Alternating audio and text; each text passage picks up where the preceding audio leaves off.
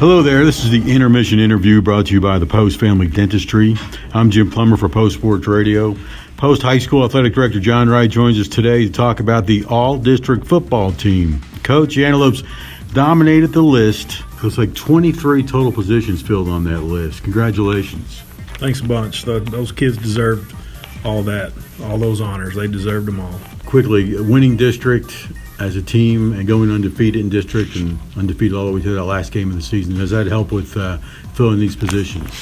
When you win a district at 10-0, you can be selfish in the all district selections and try to get as many as possible. Yeah. Did you get a lot of love from the other coaches?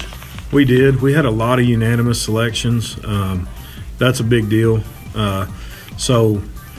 And, you know, we've got some really professional coaches in our district, some guys that have been doing this a long time and just stand-up guys. So they do a good job of nominating and voting, and it's a very fair and even process.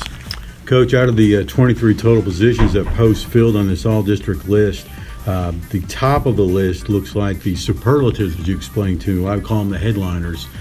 We had, four actually, including the coaching staff of Post was nominated and won as the coaching staff of the year. Also, Ian Vergara, the leading rusher. He's not listed as an all-district first or second team running back, but he is listed as the MVP.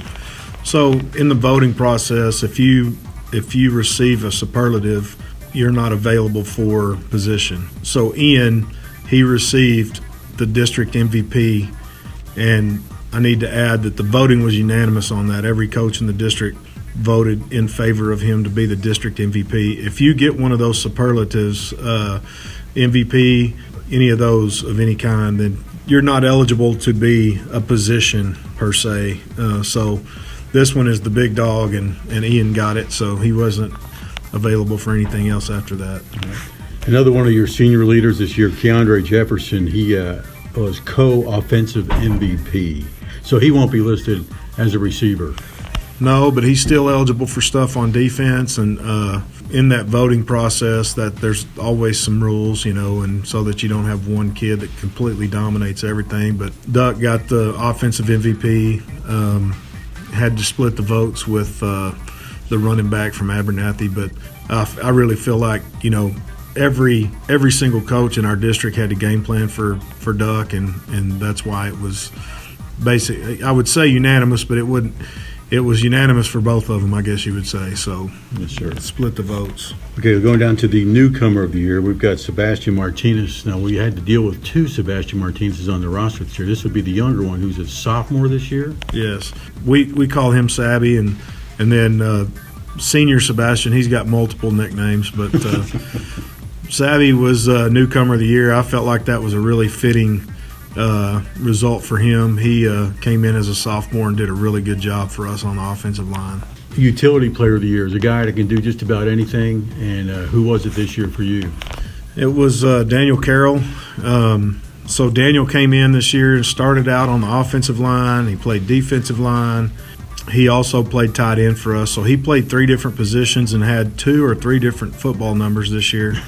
So to me, you know, he was a no-brainer for the utility player of the year. Okay, going to the first team offense. Now, once we mentioned that all these players we just mentioned are not eligible because they're superlatives. They're not eligible for a position. So we go down the list on the first team. We start with a fullback, Caden Hawkins, followed by receiver Draven Gonzalez, who's a unanimous choice, along with center Mason Wright was unanimous. And also at the guard position, you had Cooper Osborne and Brian Saucedo. Now, I want to talk about Brian real quick. He wasn't supposed to play this year. Were you glad to have him back? Oh, absolutely. That was a great success story on his part. It was pretty amazing to me. I mean, love Brian to death, great personality, great football player. But, you know, we really didn't know whether he would be back or not, you know, with that ACL tear. And I think he had kind of counted himself out. I reached out to him in the summertime, and I said, man, I think you need to reconsider. I think you need to come back and give it a shot. Well, he came back, and once he was completely released and ready to go, physically he took 0 steps backwards through that process. He was just as strong and just as physical. As a matter of fact, after missing most of the summer because of injury, his bench press went up by 10 pounds at the end of the summer, which is a crazy anomaly to me. But no, Brian was awesome for us. He was a great leader, played 14 games in a row, and that's coming off of an ACL. It's pretty impressive. Go to first team defense. You had 6 guys on that, starting with defensive lineman Gabe Perez, your defensive end Dave Barbosa, both those guys seniors this year. Inside linebacker Colton Hawkins, who is a junior. He'll be back next year. Luca Perez, a sophomore outside linebacker. At cornerback, E.J. Soto. And then over in the safety position, Max Cole was listed as a first-team defensive player for the Antelope. So congratulations there. Any of those guys really stand out? You looking forward to having some of those guys back next year? I'm looking forward to having all of those guys back, but I'll spend some time on Gabe and Dave, and those 2 guys have just been anchors. They've been a bump on a stump down there on the D line for 3 years each. I mean, all 3 of those guys, or both of those guys, have started all 3 years since they were sophomores. We're going to miss them. You don't just replace them, but we do have some guys coming that can fill in. But yeah, I mean, all of them.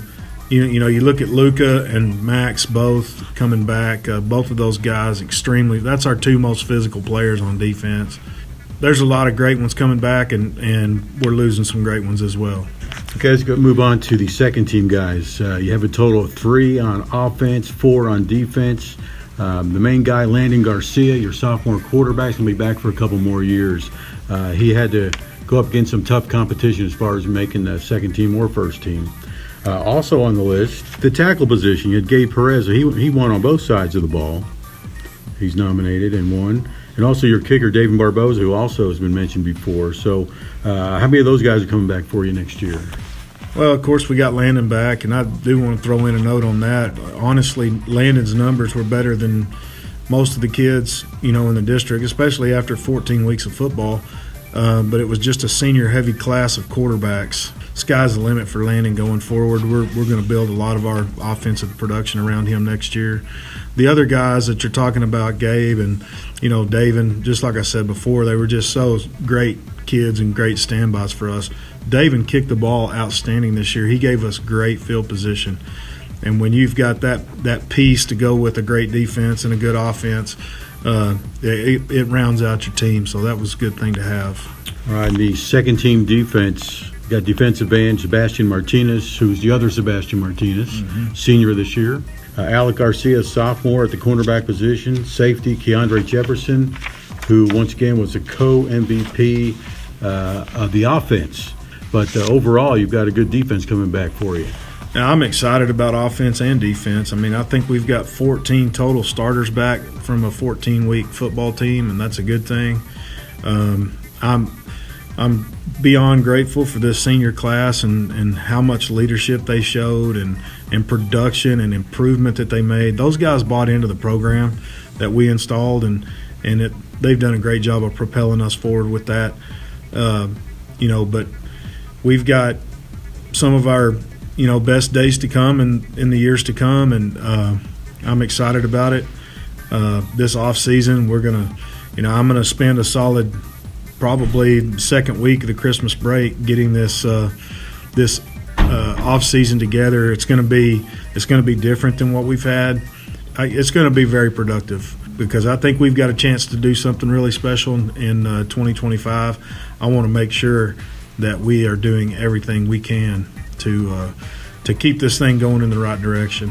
I want to thank you personally for starting out this season with a positive note and ending with a huge positive note. So congratulations to you and your coaches and your players, and let's do it again next year. We appreciate you guys at Post Sports Radio. You do an awesome job of covering our town. It's a respected radio show and production, so we thank you guys equally as well, and we appreciate it. Thank you, Coach.